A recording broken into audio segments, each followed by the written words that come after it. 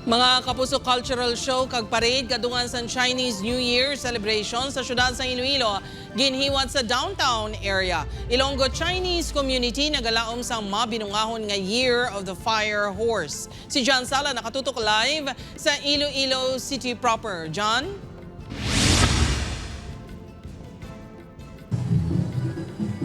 Sinyi, Kuaila, Gong Sifa sa Jert, paghugpong sang Ilonggo kag Chinese community diri sa Iloilo City, ang sentro sang Chinese New Year celebration subong nga tuig. Mga maninuagon nga costume kag masadya nga layon kag dragon dances gikan sa nagkalain-lain nga mga Chinese school sa Iloilo City ang bida sa Chinese New Year celebration subong nga tuig. Inita na nagasimbolo sang manggaranon nga kultura kag tradisyon sa mga Chinese. Nagparada ang mga partisipante sa downtown area, kalabanan sa ilang tema.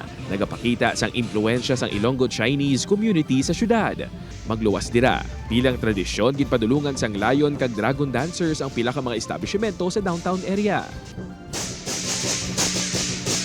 For good luck, nagapakadto kami sang mga mga dragon dances sa mga stores namon para mag-bring sang more good fortune sa amon nga business. Isa sa dancers nga nagpasundayag ang grade 11 students ang Hwa-Chong College of Iloilo nga si Jess. Ginapasa sa amon ang amon nga tradisyon, tapos kung magdako naman kami, mag-graduate naman kami naman ang mapasa sa iyo.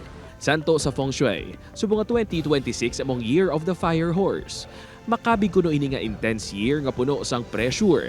Gani nagalaom ang Ilonggo Chinese community sang tuig nga maswerte kag puno sang blessings. Gina-wish namon nga tani mangin madasig man per sang horse ang progress kay syempre like sang nag-pandemic do medyo dako gid siya nga effect sa amon nga sa community, sa mga businesses.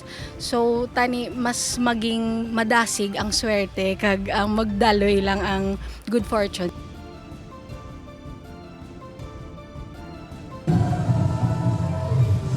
Jert, matapos ang Grand Parade dito sa downtown area, isa naman kaing grande na cultural show ang masaksihan sa Iloilo Freedom Grandstand. Jert? Maraming nga salamat, John Sala.